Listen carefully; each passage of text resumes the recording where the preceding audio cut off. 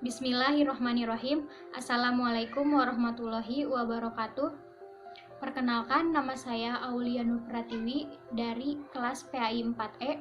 Di sini saya akan mempresentasikan materi tentang hormat dan taat kepada orang tua dan guru menuai keberkahan. Yang pertama yaitu pengertian hormat dan taat. Hormat berarti menghargai, takzim, dan khidmat kepada orang lain, baik orang tua, guru, dan juga sesama anggota keluarga. Dalam hubungan dengan orang tua, perilaku hormat ditujukan dengan berbakti kepada orang tua. Lalu taat. Taat merupakan bagian dalam etika Islam yang menunjukkan kepada tindakan berbuat baik kepada orang tua. Setiap muslim wajib mentaati semua perintah dari keduanya selama perintah tersebut tidak bertentangan dengan perintah Allah Subhanahu wa Ta'ala.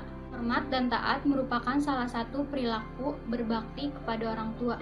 Berbakti merupakan kewajiban bagi anak kepada orang tuanya. Berbakti ini merupakan amal soleh yang sangat mulia. Perintah berbakti kepada orang tua ini terdapat dalam beberapa ayat Al-Quran. Di antaranya terdapat pada Quran surat An-Nisa ayat 36, yang artinya, dan sembahlah Allah dan janganlah kamu mempersekutukannya dengan sesuatu pun, dan berbuat baiklah kepada orang tua, karib kerabat, anak-anak yatim, orang-orang miskin, tetangga dekat dan jauh, teman sejawat, ibnu sabil, dan hamba sahaya yang kamu miliki. Sungguh Allah tidak menyukai orang yang sombong dan membanggakan diri. Quran Surat An-Nisa ayat 36. Lalu selanjutnya, hormat kepada orang tua dan guru. Keharmonisan dan kebahagiaan hidup keluarga akan terwujud jika semuanya bisa saling menghormati dan saling menyayangi. Seorang anak yang menghormati orang tuanya dan orang tua yang menyayangi anaknya. Menghormati dan menyayangi kedua orang tua merupakan kewajiban bagi seorang anak. Sikap menyayangi dan menghormati kepada kedua orang tua ini dimaksudkan sebagai balas budi kita kepada mereka. Namun balas budi ini tidak akan sepadan dengan pengorbanannya. Mengingat jasa-jasanya kepada kita sungguh tidak ternilai. Kewajiban menghormati kedua orang tua banyak tertuang dalam Al-Quran, di antaranya pada Quran Surat Al-Isra ayat 23, yang artinya, dan Tuhanmu telah memerintahkan agar kamu jangan menyembah selain Dia dan hendaklah berbuat baik kepada ibu bapak. Jika salah seorang di antara keduanya atau kedua-duanya sampai berusia lanjut dalam pemeliharaanmu, maka sekali-kali janganlah engkau mengatakan kepada keduanya perkataan "ah", dan janganlah engkau membentak keduanya, dan ucapkanlah kepada keduanya perkataan yang baik.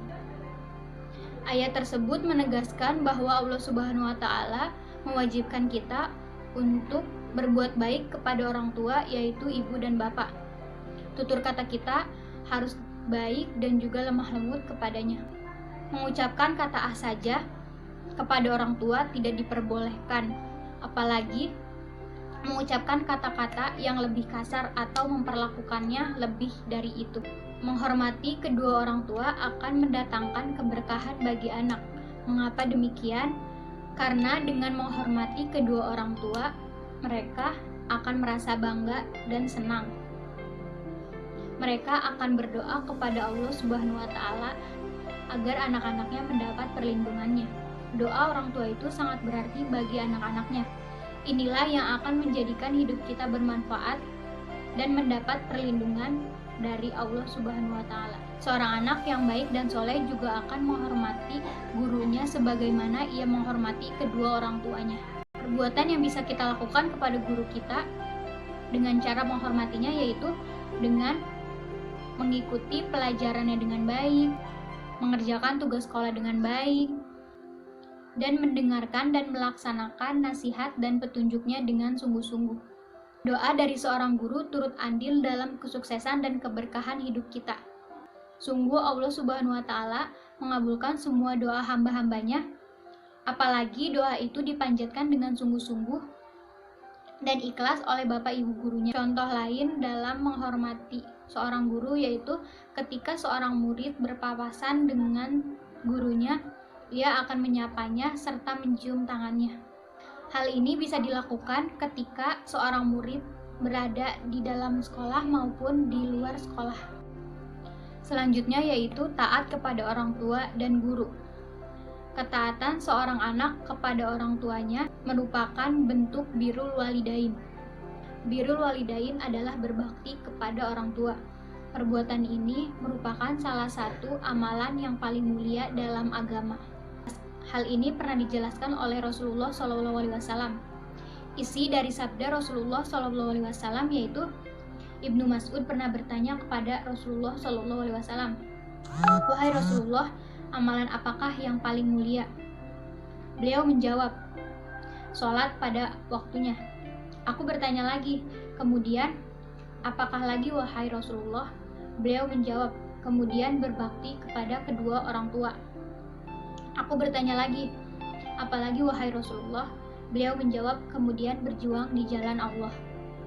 Berbakti kepada orang tua akan mendapat banyak keberkahan dan keutamaan bagi anak. Keberkahan ini bisa dirasakan ketika masih hidup di dunia maupun nanti kelak di akhirat. Beberapa keberkahan dan keutamaannya yaitu sebagai berikut. Yang pertama, yaitu berbakti kepada orang tua merupakan salah satu kunci masuk surga. Allah Subhanahu wa Ta'ala akan membukakan pintu surga bagi anak yang berbakti kepada orang tuanya. Lalu yang kedua yaitu berbakti kepada orang tua merupakan berjuang di jalan Allah Subhanahu wa Ta'ala. Berjuang di jalan Allah akan memiliki nilai pahala yang sangat besar di sisi Allah Subhanahu wa Ta'ala. Seorang anak yang ikhlas berbakti kepada orang tuanya akan mendapat pahala yang sangat besar dari Allah Subhanahu wa Ta'ala. Lalu yang ketiga yaitu berbakti dan menghormati orang tua akan meleburkan dosa-dosa besar. Dosa-dosa yang pernah dilakukan oleh seorang anak akan mendapat ampunan dari Allah Subhanahu wa Ta'ala. Disebabkan karena seorang anak menghormati dan berbakti kepada orang tuanya. Di samping berbakti kepada orang tua, kita harus taat kepada guru.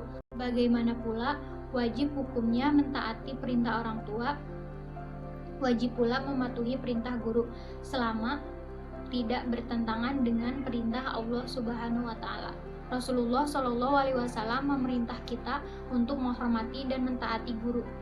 Hal ini disebabkan guru adalah pewaris ilmu dan menjadi salah satu jalan menuju keberkahan ilmu. Rasulullah SAW mengingatkan kita untuk tidak merendahkan seorang guru. Dalam hadis riwayat Al-Baihaqi, Rasulullah SAW bersabda, "Barang siapa yang merendahkan gurunya akan ditimpa oleh Allah kepadanya 3 azab. Yang pertama, sempit rezekinya, yang kedua, hilang manfaat ilmunya, dan yang ketiga, keluar dari dunia ini atau wafat tanpa iman." Sabda Rasulullah SAW ini telah menegaskan kita untuk tidak merendahkan, apalagi menghina dan mencela guru, baik secara langsung ataupun tidak langsung. Karena merendahkan guru merupakan sikap tercela dan mencerminkan rasa tidak terima kasih murid kepada gurunya. Mungkin cukup sekian penjelasan dari saya. Mohon maaf jika banyak perkataan yang salah atau kurang baik atau kurang tepat. Jika ada pertanyaan, silahkan tulis di kolom komentar di bawah. Wassalamualaikum warahmatullahi wabarakatuh.